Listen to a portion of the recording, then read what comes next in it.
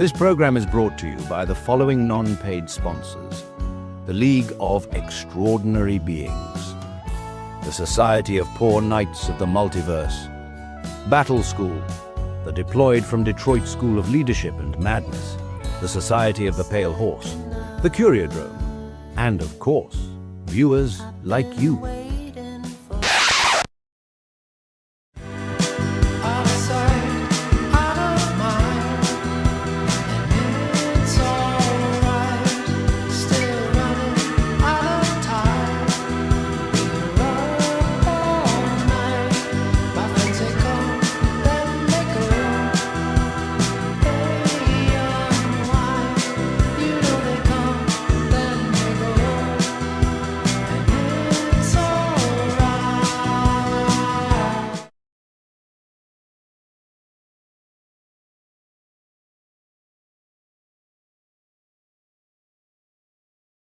Hang on, the lights are a bit intense, huh? How are you guys today? I can't hear you, but you can pretend I can. We'll do it like Dora the Explorer. We'll try one more time. How are you guys today? Really?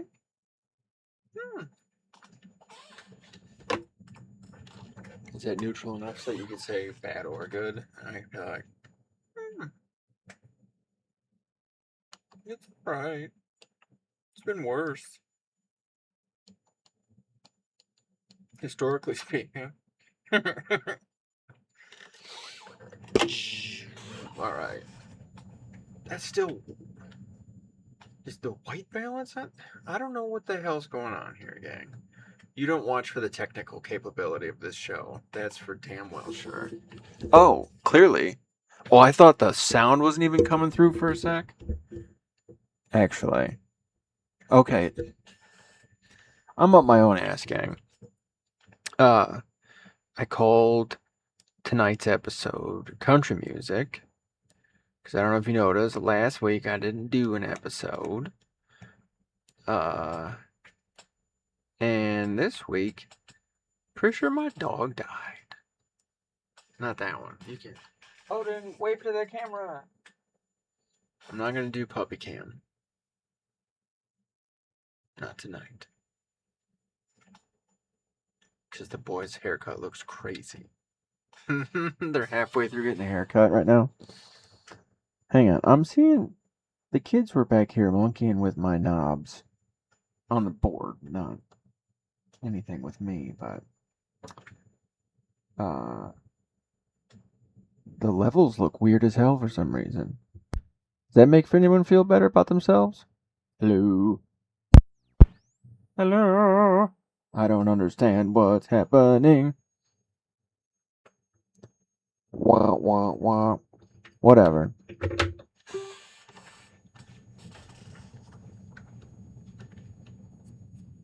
Okay. We've gotten rid of the noobs. Yeah, I think Princess is gone. We had a stressful set of days. Pleasant, ultimately. Like, you know, a lot of things could have gone worse. Like, there was a lot to do, there was a lot of stress, there was a lot of that kind of shit, but it wasn't like the worst day ever.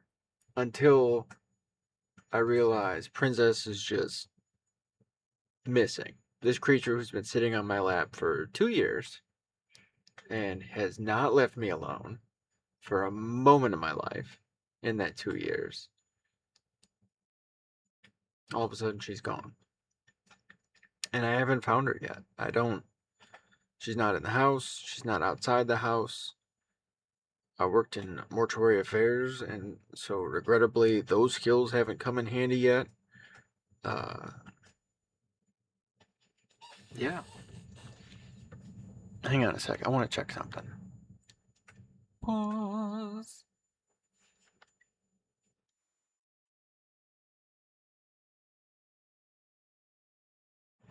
Okay, we're fine. It's maybe just the lights on this board. So I'm like, it doesn't look like I'm talking, and I know I'm talking. Is anyone listening? Oh, I wonder. That's an interesting hypothetical. The tree in the forest. You know, there's this idea of a tree falls in a forest and nobody's there to hear it. Doesn't make any sound because sound is just you perceiving vibrations in the air. The air vibrates, but no one's there perceiving it. Is there a sound?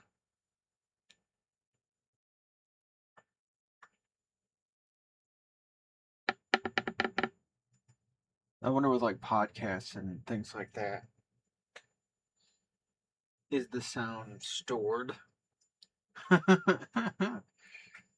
Me here. Clearly I'm down here and the dogs can hear me. Down in this forest.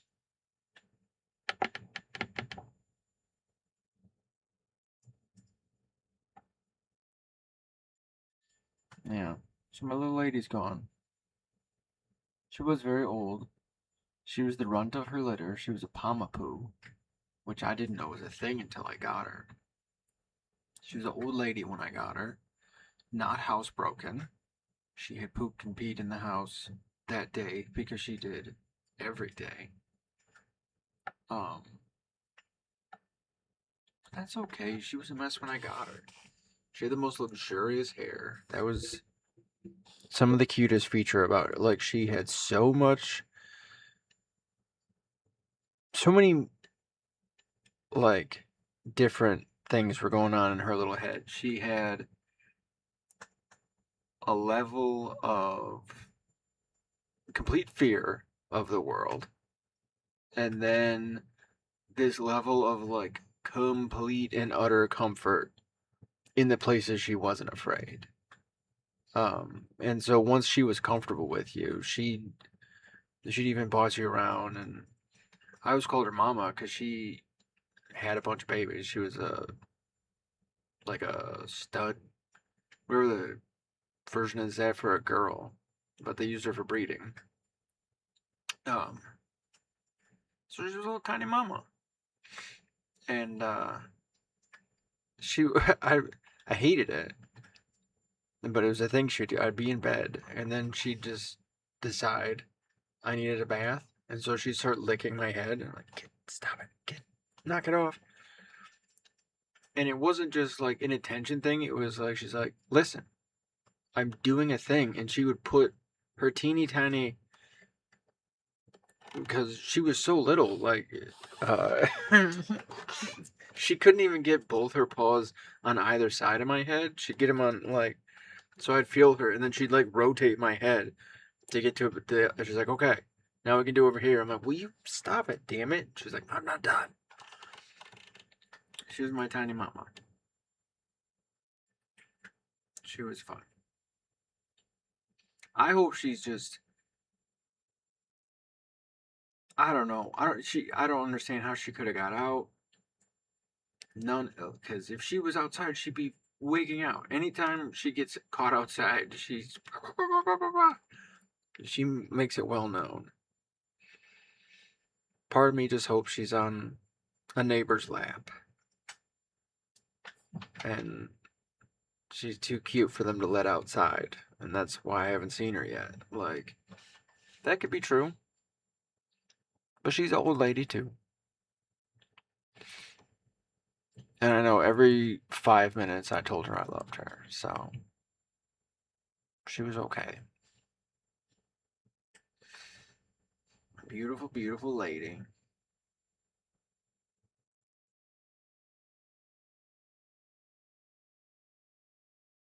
It was funny too, because early on it was irritating, very irritating, because she's annoying. She's an annoying dog. Her bark, very high pitched, very tiny thing, poops, pees everywhere. Uh, she'd scratch, but not like in a mean way, but just like, yo, over here, dude. she was, uh, she was the center of attention. She was a little diva.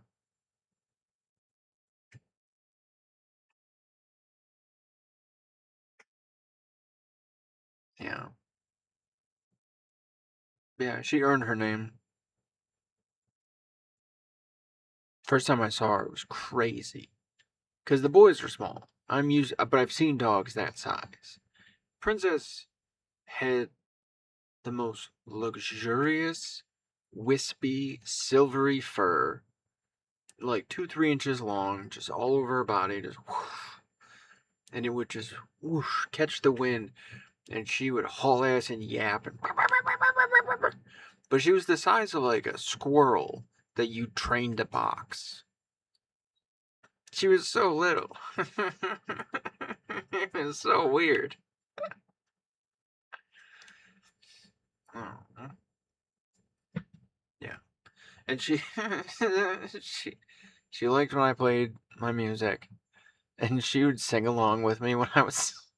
So I never got any practice singing, uh, because I would start and she would too. I was like, holy shit. uh, so I'd just play until she'd be like, okay, we're done, and she'd let me know that by turning around. Starting to play, and she'd be like, okay, pay attention to me now. And that was her. Yeah, she was a rude little thing.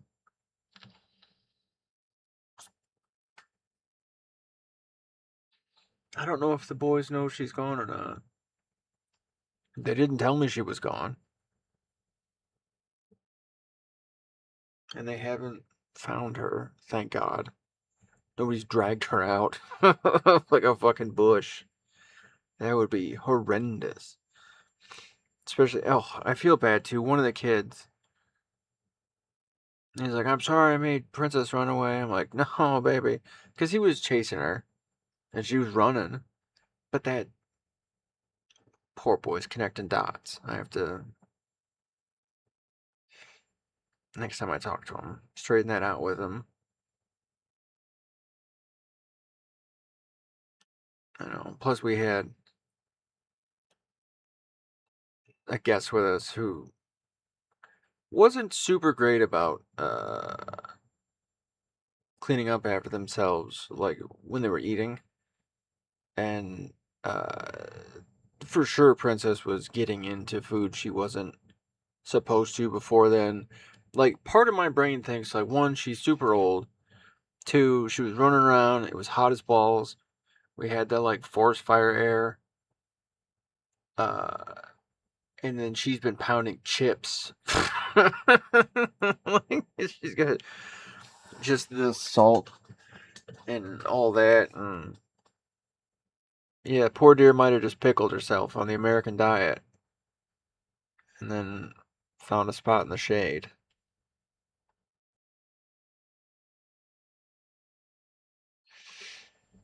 I was surprised at how much I cried. It's really kind of petered out. I still do get a little misty and a little weepy here and there, but when it first kind of hit me what was up, it really was like I was given a permission slip. Like, hey, you've been needing to do this for a minute, so go ahead. Just anything I'd been bottling up for a while. I was like, we're coming out too. And I just let it rip. Just fucking go for it. Princess signed us a check here.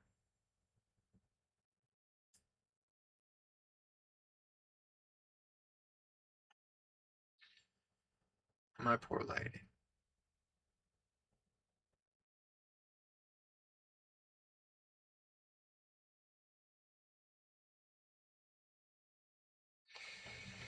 Okay. I was debating on if I wanted to talk about Buddhism, but I don't think I actually want to talk about it directly. Because we were talking about it last week. And I do kind of want to continue from that, but you're not going to go read the shit, so I don't need to put it to you that way. I mean, you might. If you are, you're gonna. So there you go there, too. But if you're not, what good's me telling you about the books? We talk about death some more.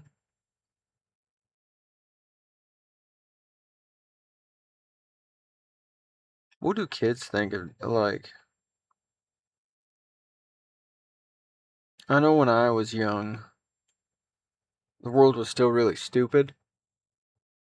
Like, really stupid. And, like, recent. Like, American stupidity is a new thing we invented in, like, the 80s. Like, this version of moron we got. Maybe not. I don't know. But...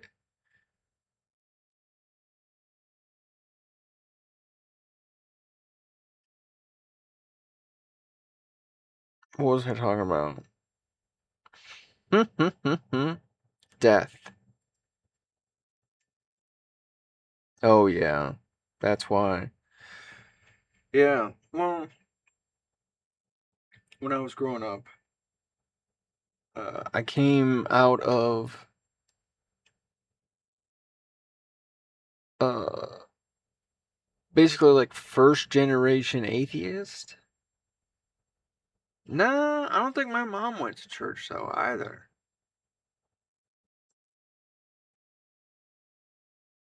My dad quit going when he was a kid. But then like we're all raised in the sort of, there was like a weird mix of Pentecostal, Baptist, and like Catholic. Uh which is super weird because they don't even like each other. But just cherry picking all the worst parts and being like, that's what we believe. The dumb stuff. Um in some ways it makes sense. All the pieces sort of least connected to reality would be the nicest to believe in.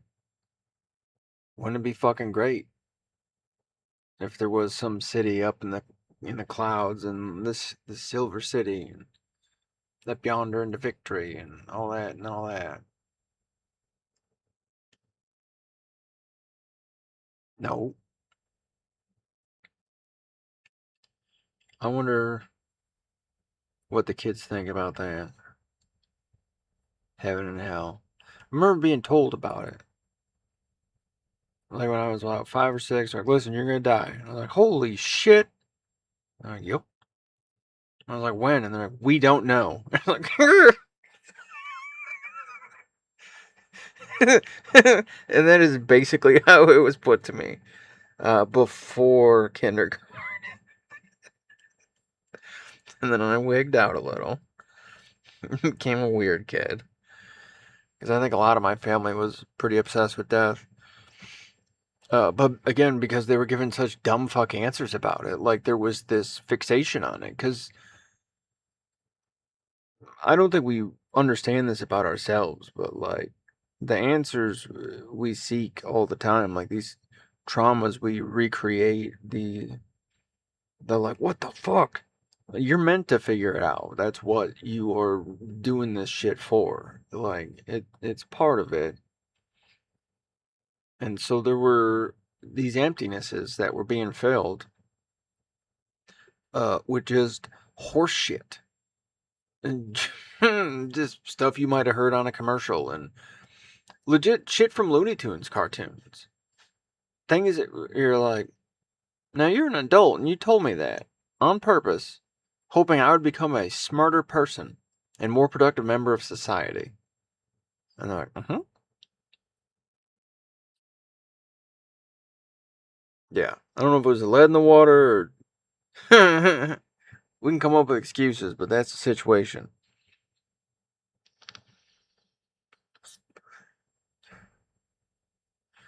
But I see some of the reason I wonder about that so much is just the amount of like a lot of my buddies on the veteran side relate better with younger people in society. We don't do well with people our age and older because they're dumb as fuck. Not all of them, clearly. But there's a lot where you're like, what the fuck is your deal, dude? And they're like, I don't know, I just never learned stuff. And you're like, why? And they're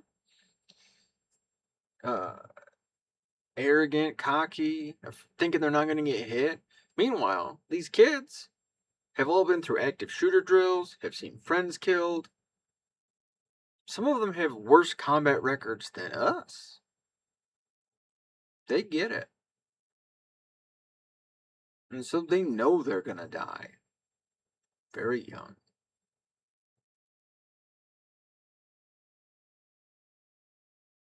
And do we still lie to them about heaven and hell? About what it takes to get into heaven and hell? Like it's fucking Santa Claus? Well, if you're a bad kid, you'll go to hell. Really? God will abandon you entirely? Because you had a shitty attitude one afternoon? Get fucked.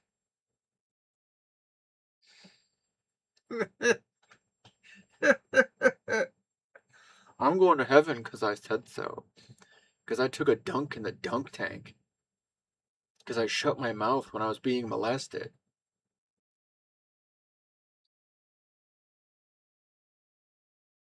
No. You go to heaven when you're in heaven. And you stay in hell when you are in hell.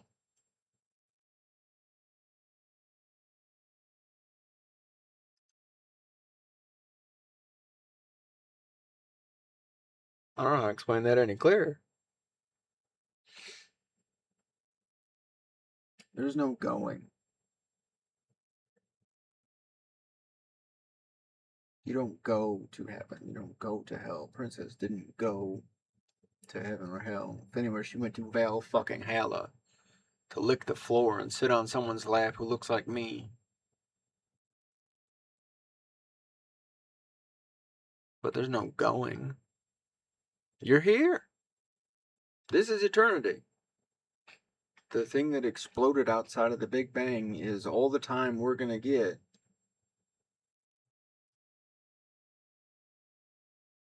Time is the movement of space. And so as long as space can move, there will be time.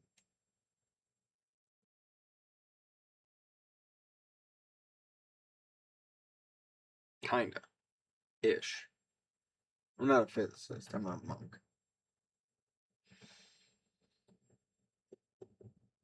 Am I a monk? Am I a nun? I don't like nun.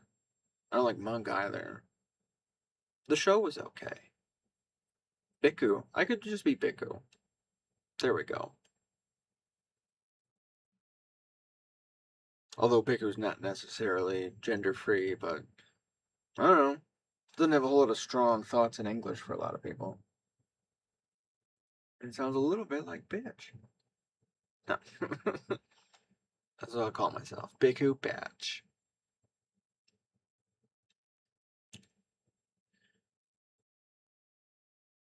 Here's my craziest possibility of afterlife-y kind of shit.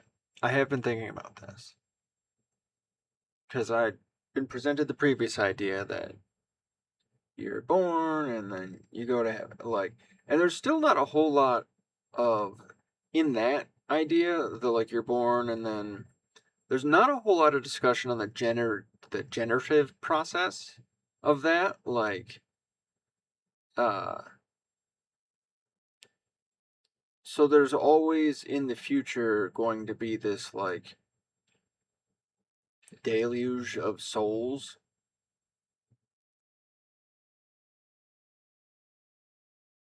But like you're always going to be outnumbered by the dead the further you go into the future.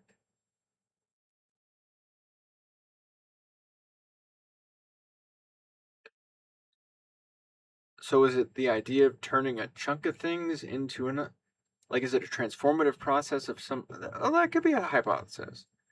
If like someone wants to play with, you know, what's going on, man, and but anyway, my thought is you repeat your life over and over again until the universe collapses. for the length of your lifetime. As long as you are perceiving your life, someone is there perceiving your life in that slice of time.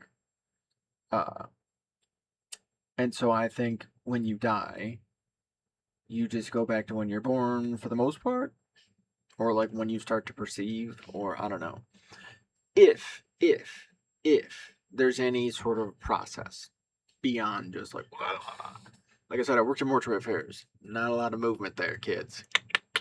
No, like, oh, the table got lighter. None of that shit. Nah, that's all horse shit. Sorry, Floyd. If you want to know what it's like, go to your local grocery store, butcher shop. Looks like that.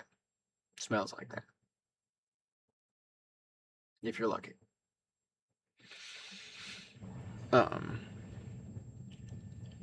But I wonder, is that the transcendent thing? Just not perceiving, not necessarily the thing perceiving, just that perception is happening. That there's a light switch on. Like there's always that light switch. In order for there to be other moments stacked on top of those moments, that moment still kind of needs to be there. I don't know. The math kind of works. Hinduism really maps onto it well. Where I'm like, oh shit, you guys are right there with me. Okay, that's crazy. Even elements in Buddhism, I found out. I'm like, yeah, okay. Where they were trying to take the cosmological and then map it to something you can actually do with it. Because on the cosmological scale, oh fuck, you just repeat your life over and over and over and over and over again for eternity. That's samsara. That's the cycle of death and rebirth. Not you becoming a butterfly or a dog or some shit. The cells in your body at one point were.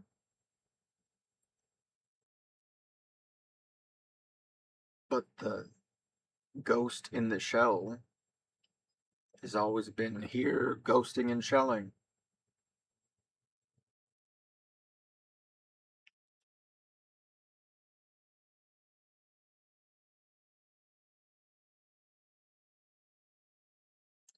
So, I have an eternity with Princess on my lap.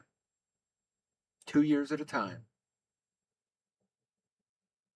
And I still have Odin, and I still have Teddy. Still have her brothers. I love them very much. And they're a little bit easier to manage. It will unfortunately be easier with her gone. It sucks to say. And I enjoyed, because what a problem to have. On the list of all the problems I've had in my life, a bitchy dog is I loved it. The juxtaposition of me being such, like, you can't really tell from how this is, but I'm a big creature. I'm 190 pounds. I'm 6 foot. Uh, taller than heels, baby. And, yeah. And I had this itty bitty dog.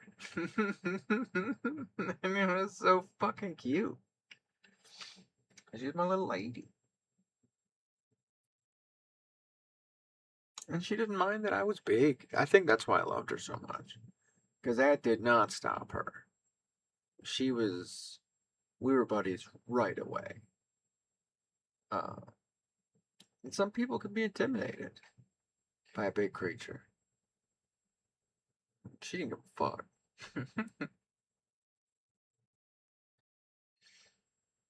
I was debating playing some music. That's what this is about. And these, look at these things.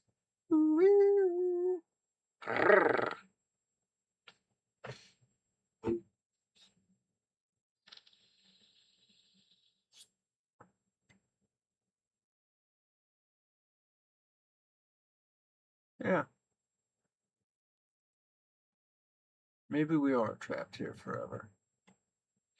I do sort of believe that. And it does make right now that much more important. You deciding, me deciding, whoever it is who,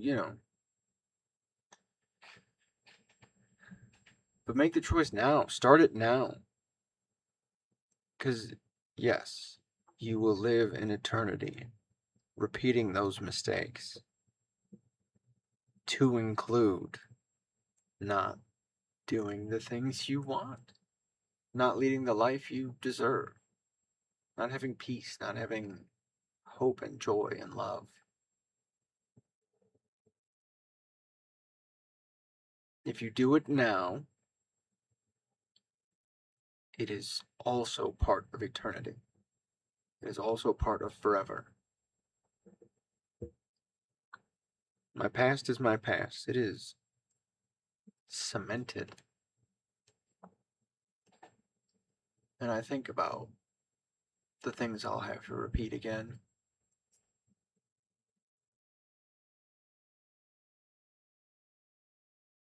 Some things I would not schedule for anybody else.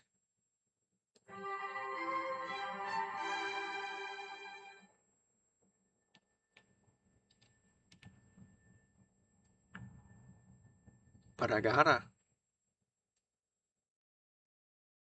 I don't have a choice. It's just what's coming. I'm gonna die somewhere in the next 30, 40 years here. And then, boom. Right back to 1980 fucking 4. To all this. All the wars and all my friends.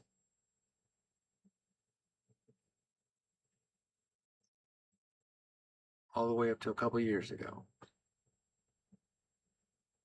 Where I made it to heaven. And maybe that's the hope that gets kind of carried over in some of these faiths, like in Hindu faiths and Buddhism and Jainism, the idea that you can carry things over into another life. Like, maybe I can die with a smile big enough that it carries over to me being born. And I can be born with that same smile. Maybe. Maybe. Maybe this life gives this life momentum. Maybe. Maybe not.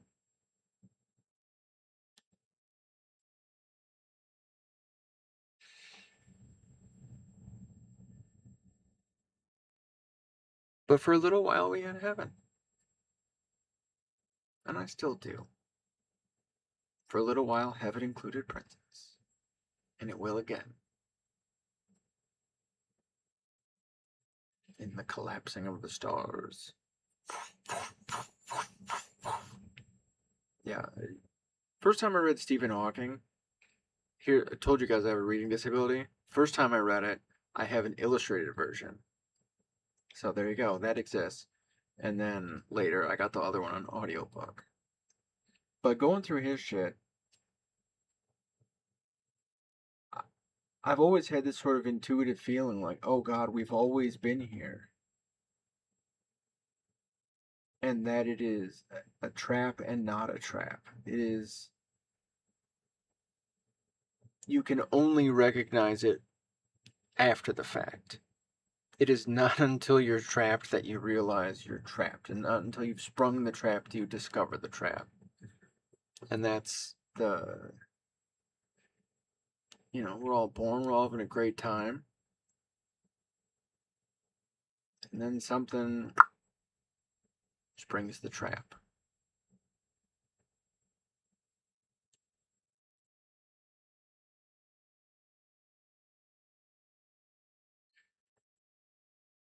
Hmm.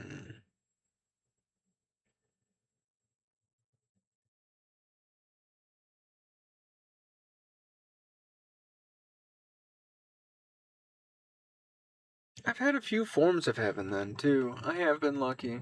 Not just, like, this era has been the most consistent for me. The most. Where I was able to receive it. And be aware of it and know that like sort of heavenly agents were around me.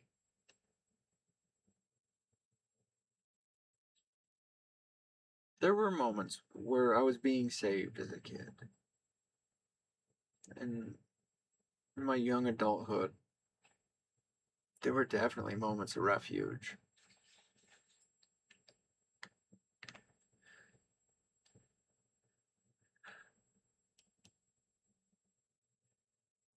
Heaven was there the whole time. And hell was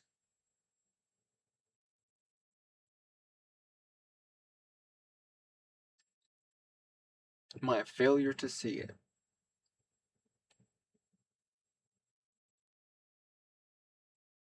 I've been devastated that Princess is gone, but not like, why world? One, I've been in I was in the military for like a decade. So, however, I will tell you this: if you talk to a lot of veterans, if you hear stories about dogs and stuff, you're gonna get felt to cry. Like that's how you get them dudes to cry, is you ask them about their dogs, because they'll always have a cute story. A lot of cat people out there too, but there's a lot of dog stories. Um,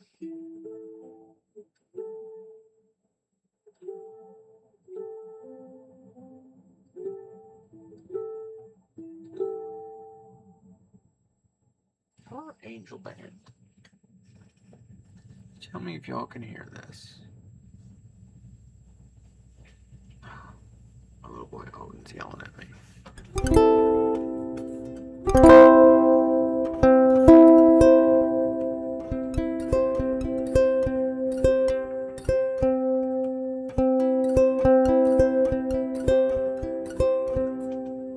I'll turn me down because I got all kinds of shit in the background.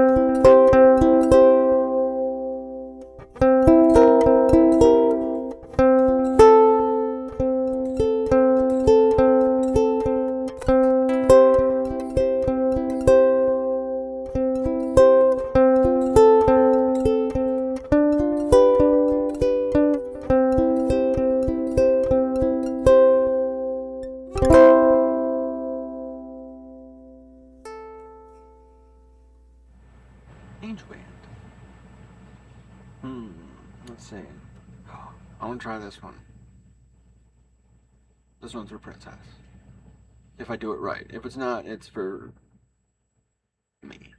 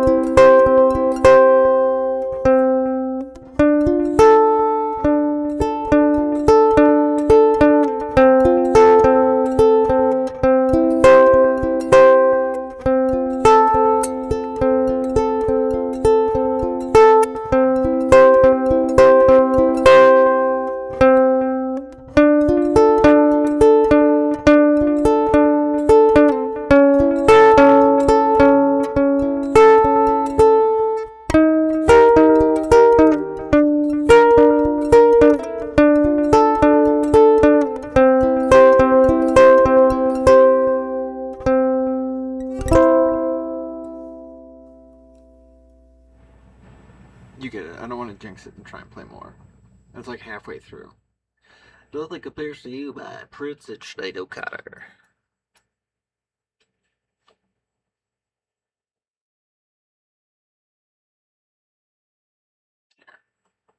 Here's something a little dandian. Oh, little mountain tame. Oh, the summertime has come.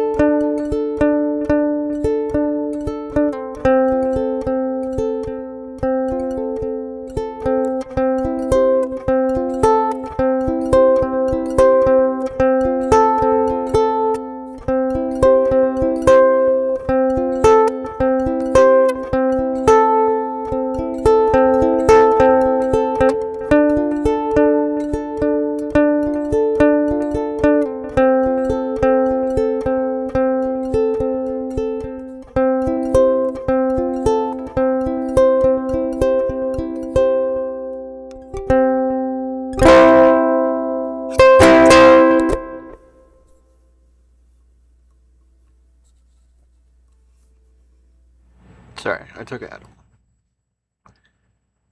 Oh, here, I'll do this one. This is an Irish song about dead fishermen. And sweaters. And dolphins.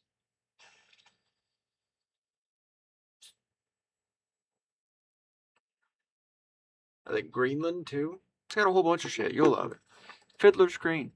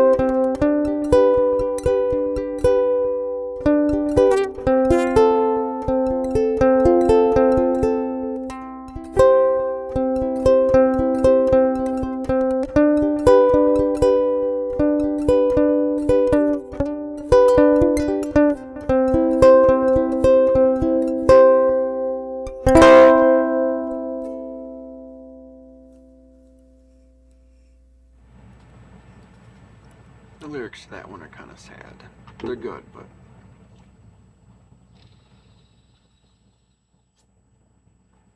Here, let's see, what else?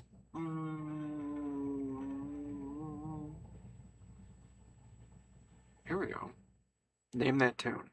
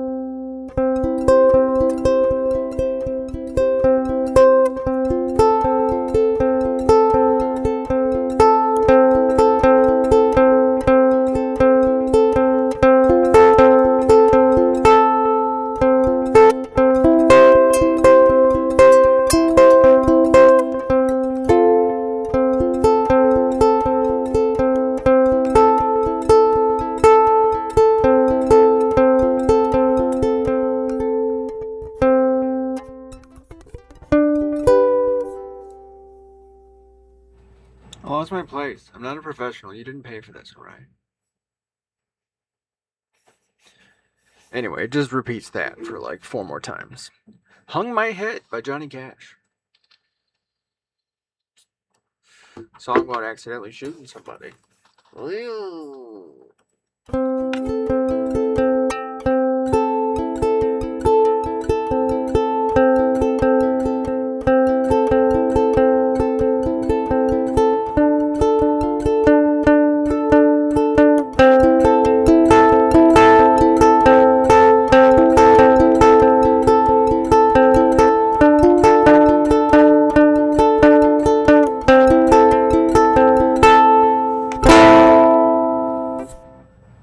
Okay, I'll do Wayfaring Stranger, and then we'll go to bed. Don't worry about dying.